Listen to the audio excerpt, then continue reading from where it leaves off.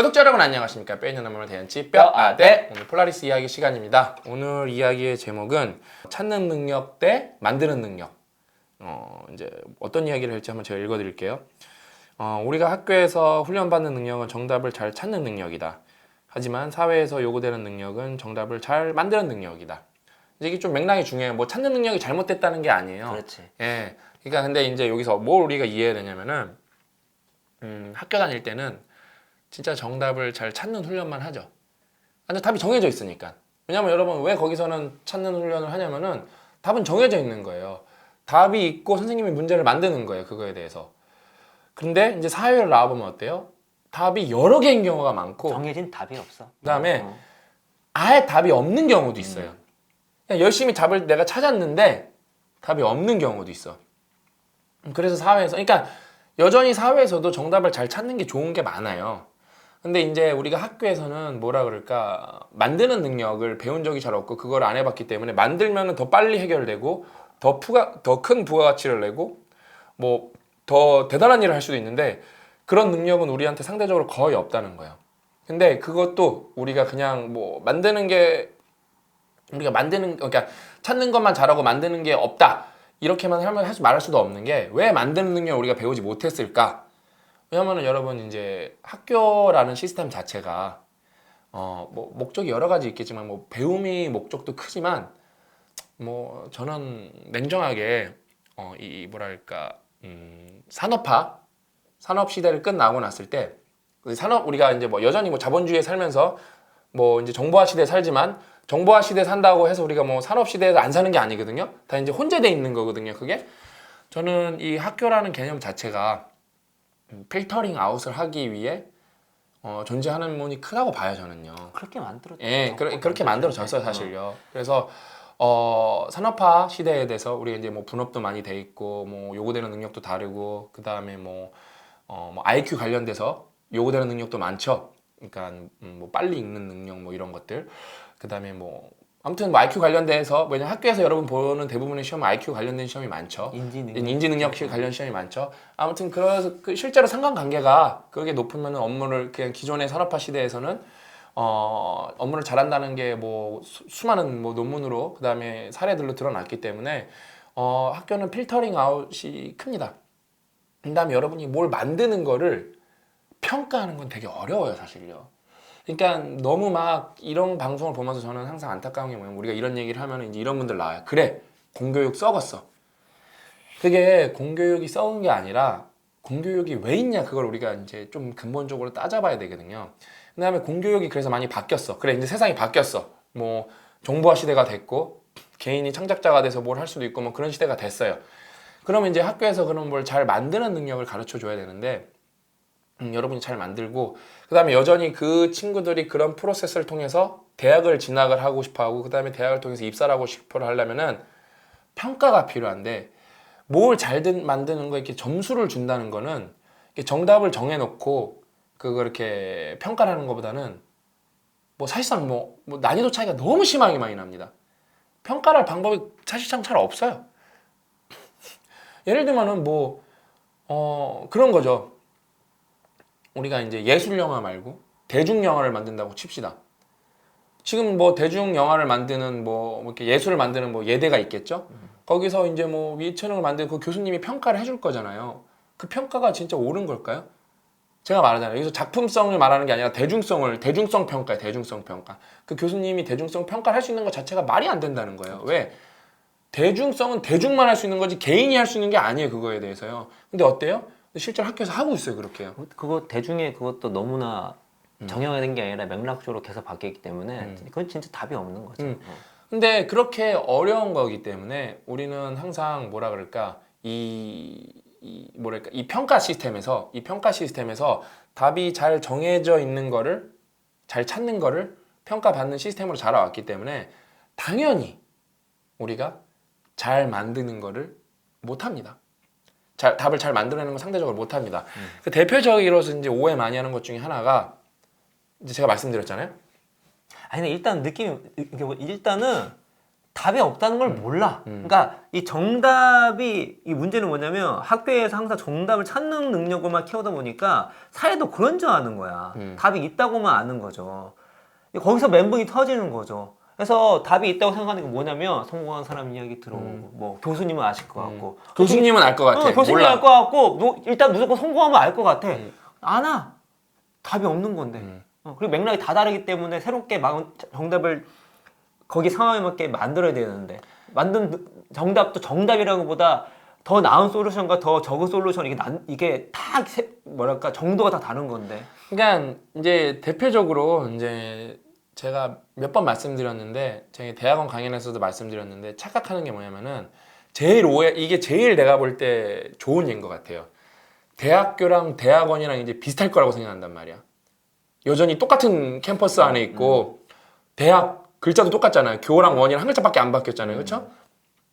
왜냐면 여러분이 착각하는 게 뭐 공부 잘하는 사람이 대학원에 가는 게 이제 맞지 않냐? 그게 아니라니까요. 대학원은 여러분 뭐 여러 가지 뭐 정의가 있겠지만 마스터 말고 이제 마스터도 이제 궁극적으로 말 자체가 뭐 전문가가 되는 거잖아요.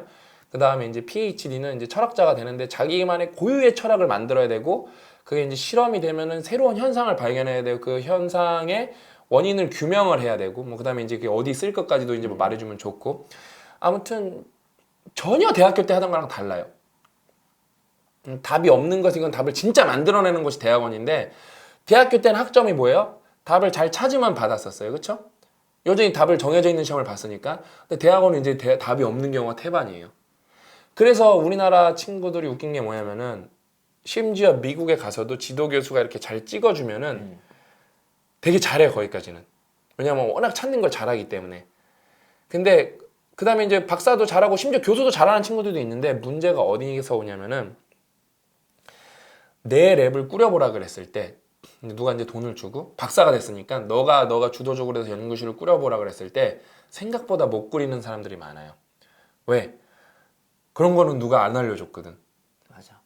그게 신 박사님 박사 얘기를 많이 해주잖아요. 그때 결론이 뭐냐면 박사는 다른 것도 있지만 어떻게 협력하냐가 되게 중요한 거예요. 협력하냐. 진짜 중요해요. 근데 이 사회를 보면은 이 답을 만드는 것도 혼자 되게 만들기 힘들어요. 앉았다가 뭘 하면 확 그게 나는 게 아니야. 대부분 같이 뚝딱뚝딱 해서 만들어야 되는데 그 뚝딱뚝딱 하는 게 쉬운 게 아니에요. 왜냐면 거기에 다 공감 능력도 필요하고 같이 비전도 공유해야 되고 신뢰자면도 필요하고 뭐 등등 여러 가지 속칭 말하는 소프트 스킬이 중요한 거잖아요. 근데 우리 아이들이 뭔가 어떤 문제 해결하기 위해서 정답이 있는 것조차도 협력해서 뭘 못해요. 그러니까 그런 것들을 안 해본 상태에서 대학교 그 다음에 이제 그 이상의 이제 학문생에는 대학원 이상 혹은 이제 사회생활 나갔을 때 얼마나 그런 것들을 원활히 할 수 있을 것인가 괴리감이 커지는 거지. 오히려 그 간극이 큰 사람 하드 스킬과 소프트 스킬 간격이 큰 사람 더 괴리감이 커지는 거지. 왜냐면 성적도 잘 받았거든. 근데 막상 보니까 뭔가 솔루션이 안 나오는 거야. 답을 못 만들어내고 있는 거야. 이 괴리감이 엄청 큰 거죠. 그러니까 제가 정말 운이 좋았던 게 그 미국 갔을 때 그 조별과제 하는 거 보면은 미국 친구들 확실히 조별과제를 잘하는 것 같아요. 저는 이제 뭐 편협한 뭐 이렇게 경험일 수도 있지만 싱가포르에 있었을 때도 그 친구들이 좀 잘하고 제가 말씀드렸잖아요. 분위기 자체가 리더십에 대한 그게 분위기가 중요하다고 느껴지고 있는 거니까. 그러니까 진짜 이게 근데 되게 중요한 거를 꺼내신 것 같아요. 이거는 우리가 이제 사전에 이 방송에 대해서 무슨 얘기를 할까 서로 얘기를 안 하고 얘기해서 뭘 말할지 서로 모르는데 근데 되게 중요한 얘기를 꺼내신 것 같아요. 왜냐면은 사회인이 되잖아요, 우리가요.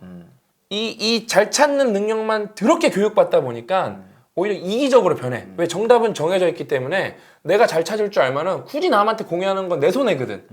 왜냐면은 내가 얘 안 가르쳐 주면은 나는 1등하고 얘는 뭐 저 밑에 있을 거니까. 에? 나는 수 받을 거고 얘는 우미 안가 받을 거니까. 근데 우리가 과연 그렇게 커오다 보니까 협력을 해서 문제를 해결하는 걸 안 배우다 보니까 과연 진짜 이렇게 복잡한 세상에서 온전한 대화나 서로 할 수 있을까? 그다음에 예를 들면은 세금 같은 문제. 예를 들어 좀 조금 더 이제 얘기를 확장해 볼게요. 왜 문제? 그러니까 아까 고 작가님 진짜 저는 얘기를 이렇게 대화를 우리가 방송을 찍으면서 나누면서 탁 임팩트에 온 게 세금을 얼마 낼 거냐 안 낼 거냐 이런 거는 답이 없어요. 답이 없지. 그러니까 서로 어느 정도 합의를 보는 문제밖에 없어요. 누가 더 많이 낼 거냐, 예? 그 다음에 누가 좀 더 적게 낼 거냐, 그 다음에 어떤 비율로 갖고 갈 거냐, 그건데 마치 내가 만약에 저소득자, 고소득자면은 자기 거가 정답인 것처럼 말해요. 근데 거긴 답이 없습니다. 예? 제가 말씀드렸잖아요. 저랑 고 작가님이 옛날에 돈 못 벌었을 땐 세금 조금 내다가 이제 먹고 살만니까 세금 많이 내면 저희는 거기 딱히 그게 크게 뭘까 거부감이 없다니까요.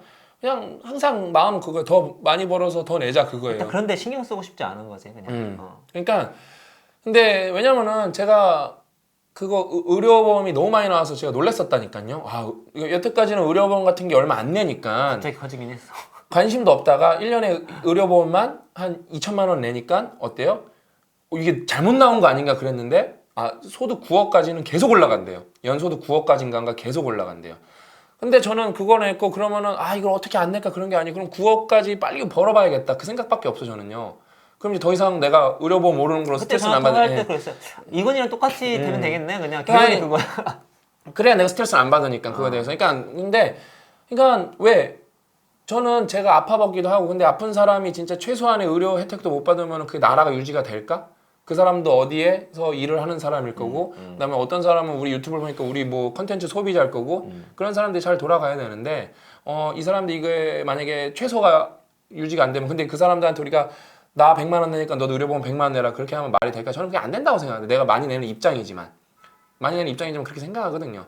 근데 이런 문제는 여러분 그러면 또 누가 그래요. 뭐 저랑 같이 비슷한 소득 구간에 있는 분이 이 새끼 빨갱이 새끼는 뭐 이런 말 할 수도 있어요. 근데 그러면 그분이 잘못된 게 아니라는 거예요. 그분도 그분 생각이 있는 거야 거기에 대해서요.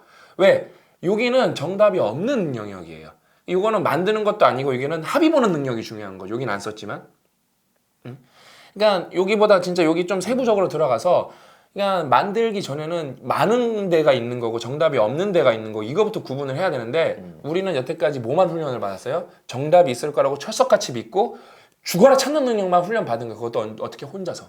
그러니까 정말 여러분 정답을 잘 찾는 것도 중요한데 그 훈련도 잘 받아야 되는데 그것만 받아서 문제고 그 다음에 이거는 그 시스템의 개혁이 일어나야 되는데 그건 여러분이 할 수가 없잖아요. 그러니까 여러분이 그런 시스템에 매몰되면 안 되고 그 다음에 그렇게 교육을 받았고 대부분 20, 30대, 40대까지 있으니까 50대까지 있으니까 여러분이 그런 교육을 받았기 때문에 뭐 독서 토론을 나간다든지 아니면 무슨 동호회를 가입한다든지 뭐 아니면 뭐 커뮤니티 활동을 한다든지 그런 걸 통해서 여러분이 뭐 함께 특히 만드는 능력을 찾아내셔야 되는데 함께 만드는 능력을 좀 여기 함께를 넣으면 좋을 거예요. 여러분 이렇게 있는 분들 이렇게 하고 함께라고 쓰세요. 되게 확장이 되는 게 이건 나중에 기회 되면 할지 모르겠지만 이제 우리 정답 얘기를 하지만 이거 같은 맥락 문제도 똑같아요. 사회에서는 정답을 만드는 것도 중요하지만 문제를 발견하는 것도 중요해요. 근데 문제를 다 주어졌어. 항상 문제가 주어졌어. 그럼 그것도 똑같은 맥락이에요. 그러니까 우리가 갖고 있는 학교에서 배운 것들이 현실의 괴리감이 느껴지는 여러 가지 요인들 중 하나가 이런 것들인 거죠. 우리가 이 사회에서는 정답을 만들고 문제를 발견하는 게 되게 부가가치 높고 되게 중요한데 우리 항상 문제는 주어지고 답은 이미 있어. 그 훈련만 계속 받은 거야. 그러니까 제가 페이스북에 뭐라고 썼었냐면은 문제를 사랑하라고 썼어요. 문제를 왜 사랑하냐면은 문제를 사랑하라. 문제 안에 답이 있고 답은 결국 돈이다. 매출을 올려준다. 맞아요. 그게 제 사고 방식이에요. 아니 오늘 우리 체인지그라운드 그 회의에서 그 얘기 한 거잖아요. 방금 오셔가지고 한 게 왜냐면 혁신하려면 문제를 발견해야 되잖아. 발견해야 뭔가 혁신을 할지. 그러려면은 당연히 하는 일이 진지해야 되고. 여러분 문제라는 건 그런 거예요. 나 괴롭히는 거, 나 힘든 거. 그런 게 다 문제예요, 사실요. 불편한 거, 비효율적인 거. 근데 우리는 그거에 다 불평불만을 하지 이게 문제고 이걸 해결하면 우리한테 어떤 부가가치 준다는 걸 잘 모르죠. 그냥 불평불만하고 평가하고 싸우는 것만 이렇게 뭐랄까 분위기가 형성이 돼 있죠. 왜냐면은 해결하면은 다 여러분 우리한테 돌아옵니다. 어떤 형식이든 부가가치가 돼서. 아무튼 여러분 그러니까 찾는 것도 중요하지만 만드는 게 근데 어떻게 만드는 게 함께 만드는 게 훨씬 중요하다라고 말씀드리면서 이렇게 요약을 다시 하면서 오늘 이야기는 여기서 마치도록 하겠습니다. 오늘 이야기는 여기까지고요. 끝까지 시청해 주셔서 진심으로 감사드립니다.